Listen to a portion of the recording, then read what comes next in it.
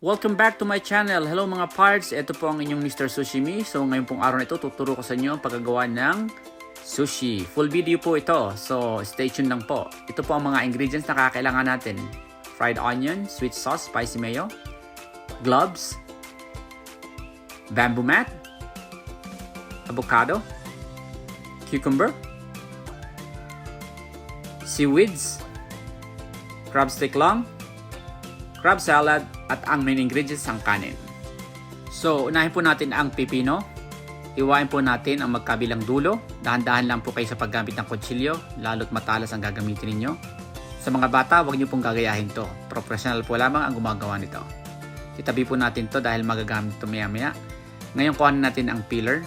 Tatalupan po natin to. So, meron po ako isang bandihado na ginagawa kong basurahan para dito sa pipino, sa balat ng pipino. So, talupan po natin ito ng dahan-dahan at ng maayos. At syempre, magsusuot kayo ng gloves para siguradong protektado ang ating mga pagkain inihahain. Ngayon po, hihiwain natin ang pipino. Ihihiwalay natin yung busil. Ika nga yung pinakabuto niya, yung nasa gitna. So, dahan-dahan lamang po kayo. Yan po ang tamang paghiwa niyan. So, kung meron kayong technique na alam nyo mas maalwan sa inyo, gawin nyo po. Ito po yung maalwan para sa akin, pero binibigay ko lang po sa inyo ang technique dahil natutunan ko din po ito sa nagturo sa akin. So ito po yung pinakabusil. Itapon nyo na po yan. Ngayon po, ito po ang tamang paghiwa nito. Depende rin po sa inyo kung paano nyo siya hihiwain. Sa akin po, kinakapalan ko lang to kapag hindi naman po ito ititinda at sa bahay lamang, lalo po pag magpapasushi party ako or kung kayo ay magpapasushi party, so ito po yung pinakamabilis. Yung sa akin po na ginagawa doon sa tindahan o sa restaurant, meron po kaming mandolin. So maliliit po ang paghihiwa noon. So automatic po yun. Parang simple machine lang po yun na ginagamit namin na ginagamit na. Pero mag-iingat din po kayo sa paggamit noon. So ito po yung natira pang dalawa. Hiwain po rin po natin to. So basically po itong isang cucumber na ito, itong pipino na to, makakagawa nito ng siguro mga 6 hanggang 8 sushi. So, depende po kung kayo ay cucumber lover po, di okay lang po to. Depende sa dami ng gusto nyo. So, dapat malinis din po kayong basahan sa tabi nyo. Pupunasan nyo po lagi ang kutsilyo nyo to avoid the cross-contamination. At ngayon naman po mga parts, isusunod natin ang avocado. So, hiwain nyo po ang dulo nito.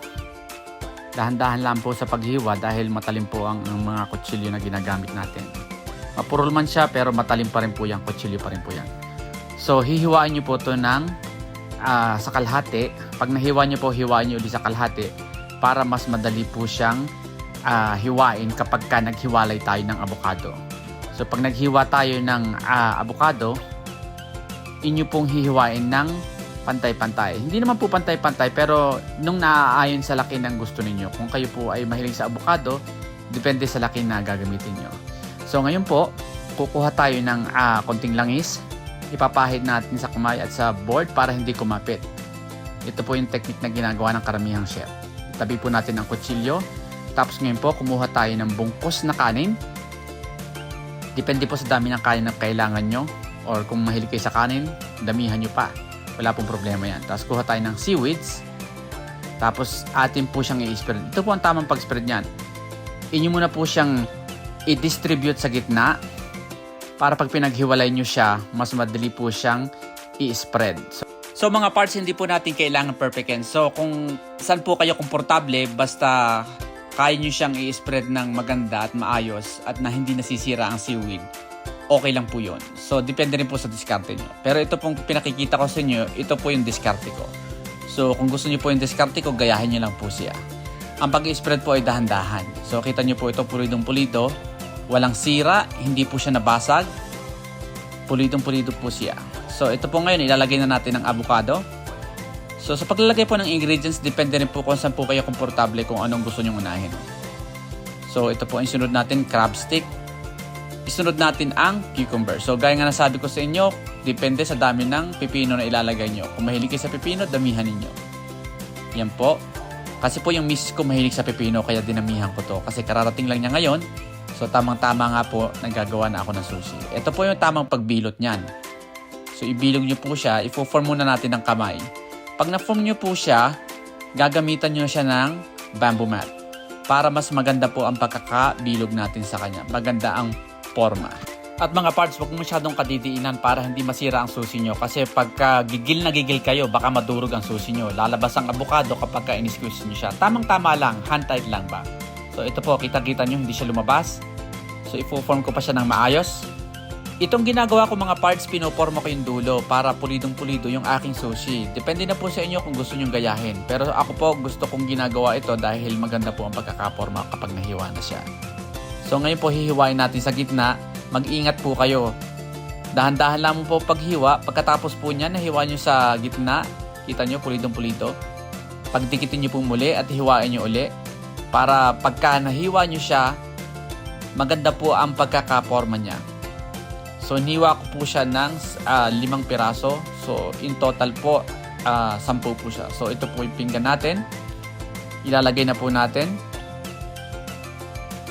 Presentable po ang paglalagay kung kayo po ay gusto nyong magpasikat ng konti. Hindi naman totally magpasikat. So, ito po yon. Yan. Presentable yung sushi lang naman. Ngayon, maglalagay po tayo ng garnish. Usually, ginagamit ko po avocado at saka yung pipino. Hihiwain ko lang po siya ng maninipis. Dahan-dahan po sa paggamit ng maliit na kutsilyo kasi napakatalim po ng mga kutsilyo. Purol man yan, matalim pa rin yan. Lagi po kayo mag-iingat. At sa mga batang nanonood, mag-ingat din po kayo. Huwag na huwag nyong gagayahin ito.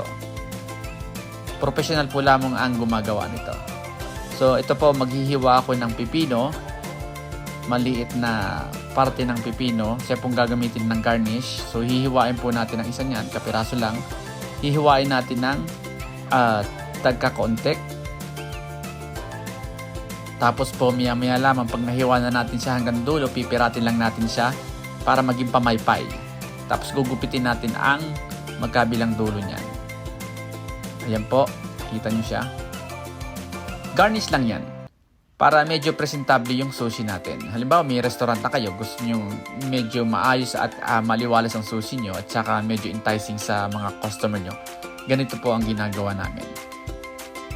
Ngayon po, ito po yung basic California roll. So, kung gusto nyo pong may salsa, doon sa mga mahilig sa sweet sauce at saka sa spicy mayo, ito po yung mga kailangan natin. At kung gusto nyo rin ng fried onions, ito rin po yon na kailangan ninyo. So, kung ano man yung gusto nyo, nasa sa inyo po kung ano po yung nais nyong idagdag sa sushi na ginawa ninyo. Ngayon po, ilalagay ko po itong spicy mayo kasi ito po yung paborito ng asawa ko. Ano mang sauce po ang maisip nyo na gusto nyong ilagay sa sushi nyo ay pwede po. At kung meron kayong estilo ng paglalagay ng sauce, nasa sa inyo po. Ito po yung estilo ko, diagonal. So ito po yon. Kung mahilig kayo sa spicy mayo, yan po ang ilalagay natin. At kung may chili powder kayo, pwede nyo rin siyang budbudan. Doon sa naunang video na pinakita ko. Ngayon po, ilalagay natin ang sweet sauce. Isa sa paborito ng asawa ko. Ganon din po ang paglalagay ko, diagonal. Presentable ng konti para matuwa naman ang pagbibigyan natin. Ito po yon. Depende po sa dami ng sauce na gusto nila. Kung mahilig talaga sila sa matamis, damihan nyo pa. Ngayon po, gusto rin niya ng fried onions. Nag-request siya, so ibubudbud din po natin siya. Depende rin po sa gusto ng dami ng kakain ng inyong sushi. Or kung kayo din ang kakain ng sushi na ginawa ninyo, depende rin po kung gaano karami ang gusto nyong ilagay. Kayo po ay free to do kung gaano po karami ang mga ingredients at sauce na ilalagay nyo. So ito po yung finished product ng sushi natin. At maraming salamat mga parts sa panonood. Naway inyong i-share, i-like at i-follow. So hanggang sa muli po.